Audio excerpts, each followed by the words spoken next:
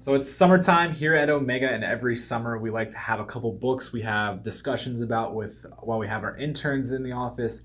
The first one we did this summer was Designing Your Life by Bill Burnett and Dave Evans. We thought it was a great read. Ties in really well with a lot of the work that we do here.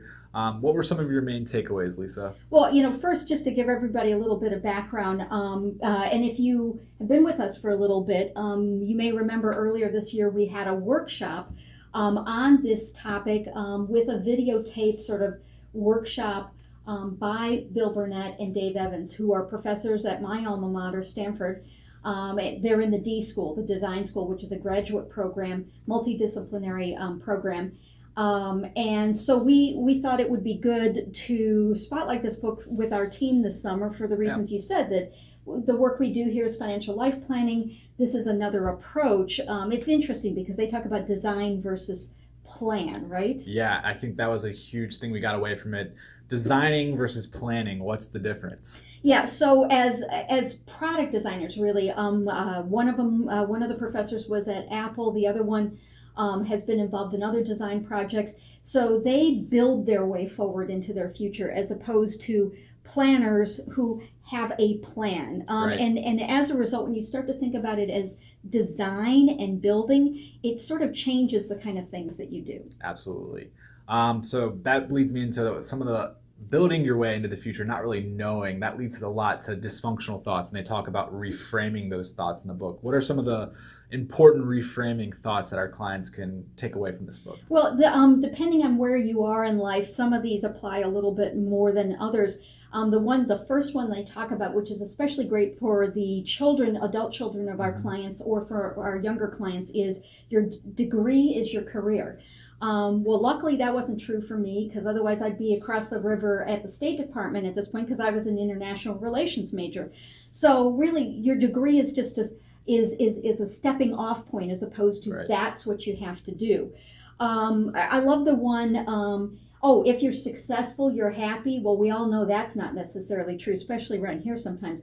And it's too late. I am apt to say, if you're still on the planet, you can do something about it. And so don't really buy into that one.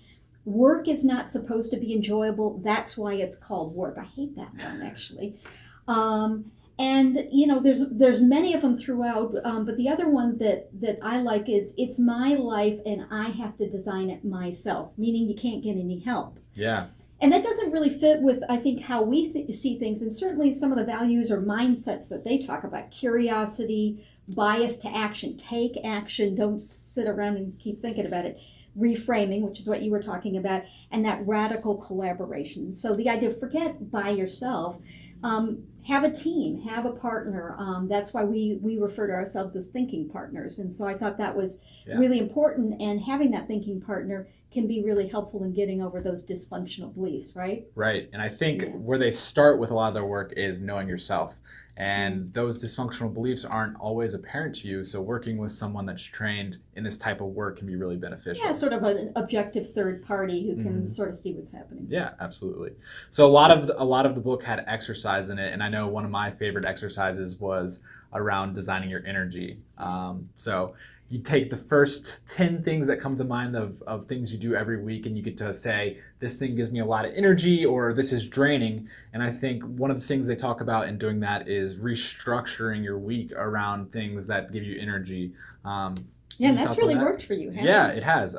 And just trying it out with prototyping, like they talk about. Right, which is one of my favorite ones, and I hope that we can use more with our clients, and really we have been using to some extent. So the idea of prototyping is, let's say you get some ideas about some possible directions that you want to go in career or life or whatever, and just trying them out. Not like, this is it, I'm committed, forget everything else.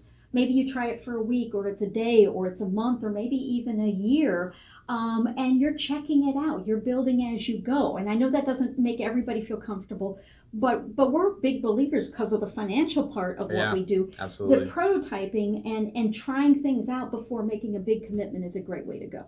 Yeah, and you said the financial side of it. We might be biased, but as financial planners, we know one thing that everyone thinks about when doing this are how does the finances tie in with all of this? And that's something I think the book didn't touch enough on. So what can we do to help our clients designing their life? Yeah, well, I think one of the things that is an interesting exercise that that we can work with going forward is this idea of what's your life worldview and your work worldview, and then the key being how do we integrate them? And we're already, I think, doing that with our clients even more so, and with our business owners, their business and their life, both from the financial and the personal sides.